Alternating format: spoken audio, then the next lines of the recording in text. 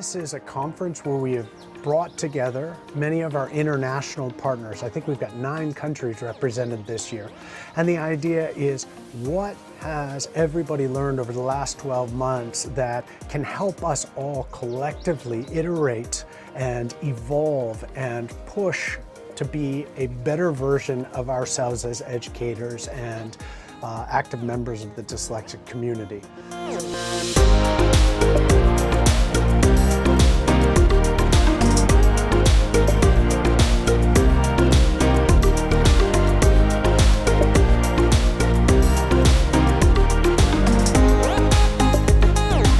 Our missions are aligned to empower kids who are dyslexic, and we're so fortunate that everyone can make the time and to also get up and speak to the amazing work that they're doing.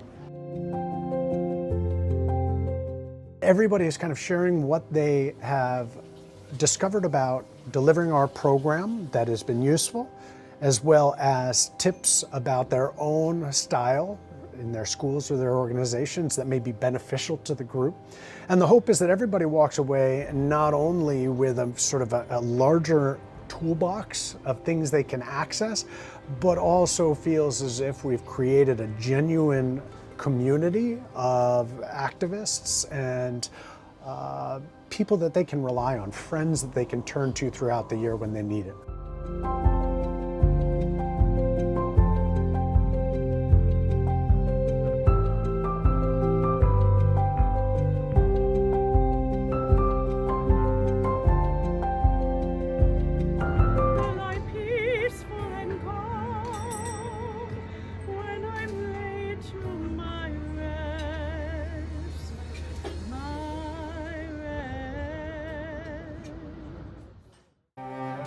The journey of doing the work that we do can often be isolating insofar as it's a Herculean task to try to reconfigure or redirect the entire educational system to embrace the 20% that it's left behind, which are people with dyslexia.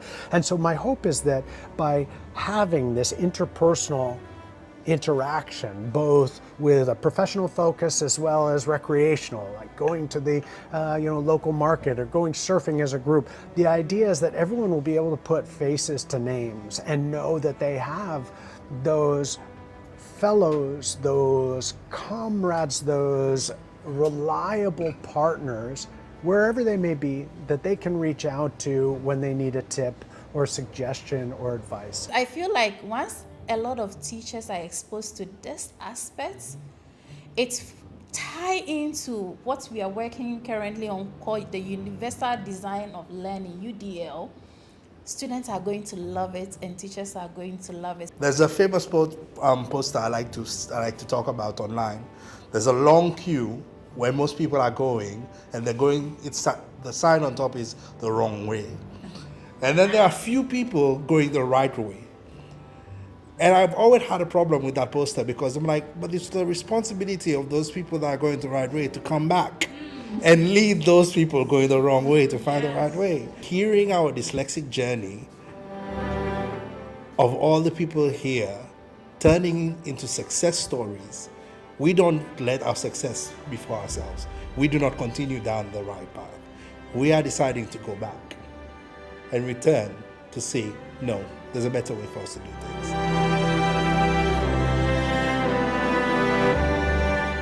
It's so interesting to hear what everyone's doing across the globe, and I mean, because it helps those of us who are about to launch some of the programs, of course, but then just between yesterday and today, hearing everyone's story and what they're doing, and then the slow kind of dawning realization on many of us organically of the connections between what's going on as well too, and it just feels so natural to say, oh, these two things connect.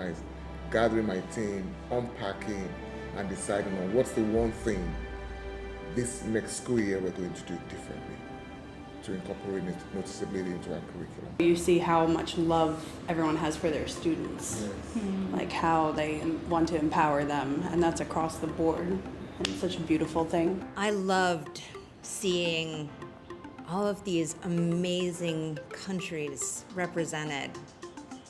And the problem is the same, and the context is so different. And when Mohammed, who was speaking yesterday at the end about how he sees himself in his culture and giving us a lesson about who he sees himself as an Arab, how education for dyslexics is laid on top of that is so important and something that I didn't take into consideration.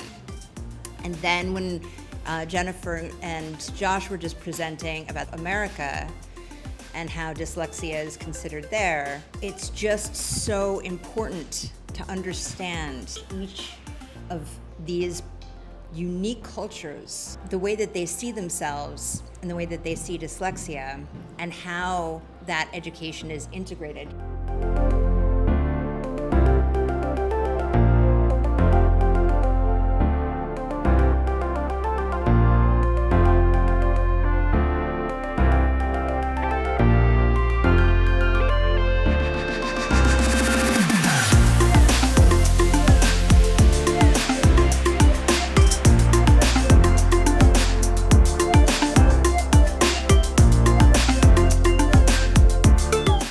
The wonderful incentive of choosing another location where we have a local partner in a year from now and be able to report back is really exciting, because this is our second annual conference, and the first annual conference produced a sort of a game plan, and now here we are discussing the results of that a year later. So if we can start to perpetuate this model, that's a very compelling sort of grassroots network.